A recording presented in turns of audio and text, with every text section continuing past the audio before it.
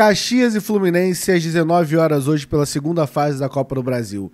O que esperar desse jogo, né? Eu acho que é um momento onde o torcedor do Fluminense está mais empolgado com o time desde a conquista da Libertadores. E, Phil, você tá falando isso pelas duas goleadas? Não, não são pelas duas goleadas, são realmente dois times muito abaixo tecnicamente, mas também pelas duas goleadas.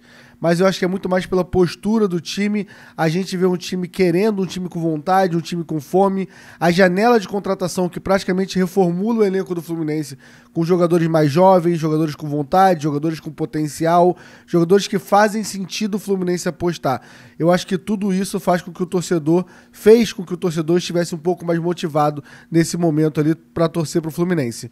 Mas, apesar disso tudo, não é um jogo fácil hoje. A gente vai pegar um time, é um time de Série C, mas é um time jogando no seu estádio, no estádio Centenário, um estádio pequeno, um estádio que é difícil de jogar, e eles têm a vantagem do empate, pois eles levam para o pênalti, né? Se for para vantagem, eles vão levar o jogo para os pênaltis, e é uma vantagem para o time menos técnico conseguir arrastar esse jogo para os pênaltis. Então é um jogo perigoso, apesar da boa fase, o Fluminense tem que ter muito cuidado, mas acho que pelo momento, apesar da torcida, boa parte da torcida, você que está vendo isso aqui, não vai conseguir estar em Caxias do Sul, mas acho que vale a gente jogar junto com o time nesse momento, tá? Vamos falar todos os detalhes aqui nesse pré-jogo, logo após a vinheta, nessa quarta-feira de cinza. Vambora!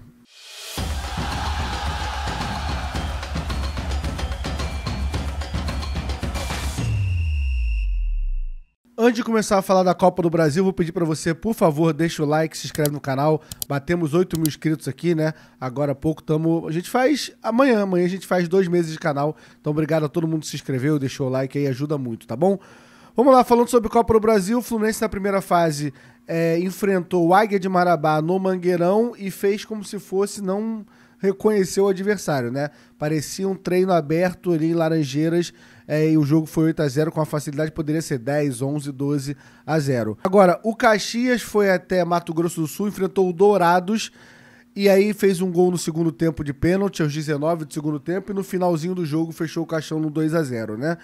Lembrando que a gente vai disputar esse jogo na casa deles, é jogo único, lá no Estádio Centenário, em Caxias do Sul. Se o Fluminense empatar esse jogo, vai para os pênaltis, mas espero que a gente não precise disso para passar de fase, tá? Vamos falar agora um pouco sobre o Caxias. Não sei muita coisa para falar, mas o que eu pesquei ali do Caxias eu vou falar para vocês. O que falar do Caxias, né? Confesso que, assim, tive que pesquisar muita coisa pra gente falar do Caxias, mas o Fluminense, pelo menos eu não achei nenhum histórico do Fluminense já ter enfrentado o Caxias antes. Então, geralmente, eu gosto de falar quantas vitórias a gente tem, quantas derrotas a gente tem, e é um adversário que a gente ainda não enfrentou, porque achei até isso curioso. Se alguém achar algum jogo aqui, deixa no comentário, porque eu, particularmente, não achei. O que eu consegui ver é que a gente jogou 2 jogos no Estádio Centenário, que fica em Caxias do Sul. Um ano passado, contra o Grêmio, né, pela situação das enchentes, a arena do Grêmio estava inviável de jogar e a gente jogou no Centenário e perdeu. Em 2013 a gente joga contra o Internacional e também perde, tá? Então os números no Estádio Centenário são 2 jogos, não são muito favoráveis pra gente. Como a gente falou, o Caxias é um time que disputa a Série C e que eliminou o Dourados lá em Mato Grosso do Sul. Vale lembrar que passando para a terceira fase, o Fluminense coloca no bolso 2.300.000 reais, mais ou menos ali, por disputar essa fase. E que a partir da terceira fase já entra os times de Libertadores, o campeão da Copa Verde, o campeão da Copa do Nordeste e o campeão da Série B. São os times que entram, aí vai ser sorteio, aí é jogo ida e volta, a gente sorteia o mando de campo, tudo isso já começa uma Copa do Brasil, que era a que a gente estava acostumado, né? Sobre jogador destaque, que a gente tem que se preocupar do Caxias. Confesso que não achei nenhum, mas por curiosidade, os 2 gols da primeira fase foram feitos pelo meia de 32 anos, Tomás Bastos, né? Então é a única referência que eu tenho. Se é destaque, eu não sei. E aí eu fui ver se tem algum jogador conhecido, porque às vezes tem um jogador que passou no Fluminense, jogador que veio de Xerém e tá perdido ali no Caxias do Sul, mas não achei ninguém. Se eu forçar muito, você vai ver o volante chamado Guilherme Mantuan, que é irmão do Mantuan que joga no Zenit, mas assim, forcei demais, tá? E jogo histórico não existe, né? Hoje não tinha muito o que falar do adversário, então vamos falar do Fluminense, que esse tem muita coisa pra gente falar, né? Vem aqui pro lado da tela, porque como você já sabe, está aparecendo aqui o campinho com o provável time que saiu no GE, que vai a campo hoje enfrentar o Caxias às 19 horas, tá bom? Fábio, Samuel Xavier ou Guga, dúvida na lateral direita, Freitas, Ignácio, Fuentes, Otávio, Martinelli, Arias, Kevin Serna, Canóbio e Germancano e Mano Menezes comandando esse time. Já é um padrão, né? Acho que a gente já esperava esse time, se for realmente a campo, é o time que a gente esperava. Vamos falar de cada jogador, a expectativa que eu tenho para esses jogadores no jogo de hoje, né? Fábio segue perfeito, sem ter o que comentar do Fábio, isso é bom, tá? Espero não ter o que comentar sobre o Fábio até o final da temporada, tá? Guga, eu confesso que eu achava que era o titular do Mano Menezes até o último jogo, quando do nada, contra o Volta Redonda, ele vem de Samuel Xavier. Aí eu achei muito confuso. Aí no intervalo ele voltou com o Guga. Então eu confesso que pra mim tá uma loteria. Eu iria de Guga, tá? Eu acho o Guga numa fase um pouco melhor que o Samuel Xavier. E acho que dá mais liberdade pro Fuentes, que o Guga segura um pouco mais. Essa é a minha opinião, mas também não acho uma loucura absurda você ou o Mano escolherem o Samuel Xavier, tá?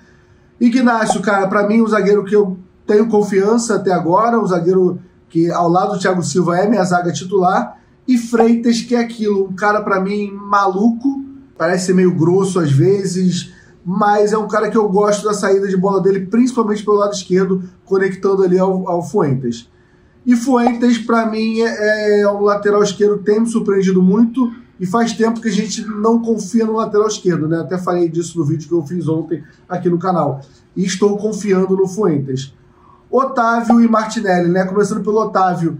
Otávio, o volante, jogou 2 jogos de um nível muito fraco, tecnicamente, né? Mas está indo agora para o terceiro, que também vai ser um nível fraco hoje, né? Mas é um cara que eu tenho gostado muito da forma com que o jogo passa pelo pé dele. Ele circulando a bola o tempo inteiro, às vezes ele dá lançamento. Eu acho um cara que dá uma experiência boa na volância e, para mim, hoje seria o titular, o camisa 5 titular, dando liberdade ao camisa 8, que é que eu vou falar agora do Martinelli. Para mim, tem feito uma temporada muito boa, muito diferente da temporada que ele fez em 2024. Falta ali, claro, no último lance, às vezes eu acho que ele peca ali, mas é um jogador que tem me agradado muito na temporada 2025 e tá jogando o que a gente espera dele, tá? Então, estou confiante no Martinelli, espero que ele faça um gol logo, que parece que falta, né? Parece ter uma zica ali em relação ao Martinelli. E como camisa 10, podia ser como camisa 10, podia ser na ponta direita, podia ser na lateral esquerda, só não podia ser no gol, eu acho, tá? Mas o Arias é espetacular, tá? Quem tinha dúvida se o Arias consegue jogar um jogo como meia, desculpa, não vi o último jogo, onde ele centralizado ali, fechando o jogo, deu um passe pro Canóbio, acertou um chute absurdo ali no gol, fazendo um golaço. Então, pra mim, é um jogador que a gente confia muito. Filho, mas eu prefiro ele pela ponta direita. Eu também. Mas nesse momento a gente não tem Lima. Lembrando só, tá? Thiago Silva não viajou, Lima não viajou e Lescano não viajou também. Lescano não pode jogar o estadual, mas poderia jogar a Copa do Brasil, mas ainda não viajou. A gente vai começar a ver o Lescano só pelo Campeonato Brasileiro mesmo, tá? Então a gente não tinha outro 10. O 10 é o John Arias, você querendo ou não, e tem feito o papel bem. E é muito bom porque, para mim, a posição que está mais aberta é a que eu vou falar agora, do Kevin Serna na direita. Eu acho que é a posição que a gente não tem um jogador definido ainda. Eu iria com o Kevin Serna. Acho um cara que ajuda, um cara que tem velocidade, mas muito atrapalhado na maioria das vezes. Mas hoje, para mim, o Serna é o titular. Mas se quisesse de Riquelme, se quisesse com Keno, você poderia ir também. Hoje eu iria de Kevin Serna. E quando o Ganso voltar, a gente bota o Arias no lugar dele, Paulo Henrique Ganso chegando nesse time. Acho que esse time tem um potencial para deixar a gente mais empolgado ainda. Na ponta esquerda, Canóbio, né? Canóbio está falando de 5 gols nos últimos 4 jogos. Não tem como você não estar empolgado com ele. O cara ajuda na marcação, o cara corre e se apresenta e está conseguindo finalizar bem e colocar a bola dentro da rede, né? A curiosidade, ele ainda não deu nenhuma assistência. Eu acho curioso, porque pelo estilo de jogo do Canóbio, eu acharia muito mais normal ter assistência do Canóbio do que gols, e temos 5 gols e nenhuma assistência por enquanto. E Germancano está falando de 10 jogos e 8 gols. O homem vem fazendo gol, vem mostrando que não é a temporada 24 foi uma exceção nesse momento. Eu acho que vale toda a confiança do torcedor em cima dele, um grande ídolo da gente que vive um grande momento, e acho que vai fazer gol hoje contra o Caxias também, tá bom? Mano Menezes é aquilo, vale o voto de confiança, tem feito um bom trabalho, tem evoluído, o time tem evoluído, e se o time está evoluindo, passa muito pelo comando dele. Da mesma forma que se o time começar a desandar, a gente vai aqui criticar o Mano Menezes. Então, não dá pra gente só criticar e quando o time estiver bem, a gente não elogiar, tá? Vamos falar das apostas para esse jogo, ver quem é o favorito lá na KTO. Vocês estão vendo aqui na KTO, o Fluminense é muito favorito, enquanto ele tá pagando 1,43 na vitória do Fluminense, a KTO tá pagando 6,25 na vitória do Caxias. Então mostra o Fluminense 5 vezes mais favoritos que o Caxias, segundo a KTO. A minha aposta foi Fluminense ganhando, tendo mais de 1,5 gols na partida. Ou seja, Fluminense ganhando de 2-0, ou de 2-1, ou 3-0, 3-1, 4-0. Vindo do Fluminense atual, 5, 6, 7, 8-0. Então essa é a minha aposta, pagando 1,87. Achei uma boa odd. Lembrando, o link está na descrição para você se inscrever na KTO. Aposte com responsabilidade, não vai apostar um dinheiro que você não pode perder. Eu botei R$10, por exemplo, que se eu perder os R$10 não vai mudar minha vida. Se eu ganhar é legal, vou ganhar 18 ali e vou acumulando ali, mas não é uma forma de você ficar rico, tá, gente? É uma forma de você levar uma brincadeira, ficar passando seu tempo ali, mas aposte com responsabilidade, maior de 18 anos, tá? Link na descrição. Agora eu vou estressar um pouco vocês falando do árbitro. Eu prometi que irritar vocês e vou, tá? Árbitro de hoje, Rafael Claus. Lembra quando eu falava nos jogos anteriores aqui do Carioca, eu falava o nome de um árbitro? Falei, cara, nunca ouvi falar desse árbitro. Eu acho melhor eu não conhecer o árbitro. É por essas coisas. Quando eu conheço, é um Rafael Claus da vida que eu fico irritado. O aproveitamento do Fluminense em jogos com o Rafael Claus é de 31%. É um absurdo o nível baixo de aproveitamento do Fluminense com esse árbitro. É um árbitro que se perde, que deixa o jogo correr demais, a porrada comer, aí do nada começa a distribuir cartão. É um árbitro que gosta de ser o protagonista da partida, isso é uma coisa que me irrita muito. Se eu tentar te ajudar, ano passado ele apitou 5 jogos nossos e um ano muito ruim, a gente não perdeu nenhum jogo, tá? A gente empata 4 e ganha 1.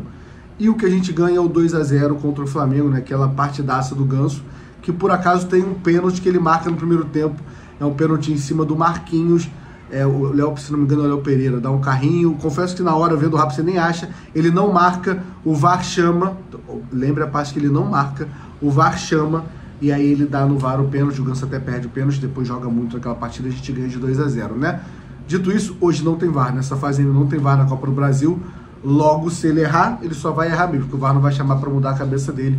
Então espero que o Fluminense jogue um nível que não precisa depender de Rafael Claus apitar corretamente para não estressar a gente, tá? Lembrando que hoje, a partir das 5 horas, o jogo é às 19 horas e a partir das 17 horas, 5 horas da tarde, começa o pré-jogo aqui no canal Gol de Barriga e em todos os canais do Grupo Jornada, tá? Cauã Tinoco tá direto de Caxias do Sul, graças a Magic Milhas, mandou ele para lá para cobrir, então a gente vai ter um ambiente do estádio, a gente vai ter zona mista, entrevista com o Mano Menezes, e tudo isso começa hoje a partir das 5 horas, então ativa o sininho. Mais uma vez, se inscreveu no canal, deixou o like, isso ajuda o Fluminense, tá? Se você fizer isso, tem mais uma goleada hoje e ajuda muita gente a manter esse trabalho aqui, tá bom? É isso, a gente se esbarra no pré-jogo hoje aqui no canal, tá bom? Tamo junto, espero mais uma goleada no Fluminense.